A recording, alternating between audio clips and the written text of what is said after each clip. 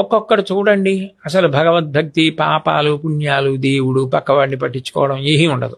వాడు చాలా ఐశ్వర్యవంతుడిగా ఉంటాడు. ఒక్కొక్కడు చాలా పవిత్రమైన జీవనంతో ఉండి దరిద్రుడిగా ఉంటాడు. అప్పుడు సాధారణంగా ఏమంటారంటే, ఏమండి భగవంతుడు అన్నవాడు ఉంటే ఈయన ఇలా ఉండడం ఏంటి, ఆయన అలా ఉండడం ఏంటి? దీనికి జవాబు ఒక్కటే.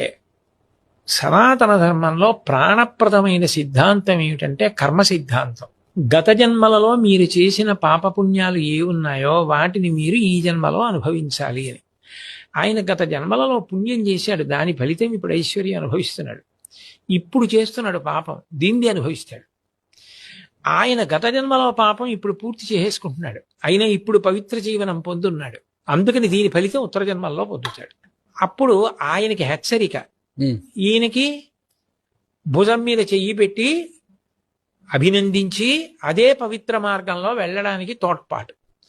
పునర్జన్మ సిద్ధాంతంలో కర్మ ప్రధానమై ఉంటుంది. అది మీరు పెట్టలేదు, నేను పెట్టలేదు, అది ప్రధాన సిద్ధాంతం. అది దాని వలన పాపపుణ్యాలే దుఃఖంగా సుఖంగా మారుతూ ఉంటాయి.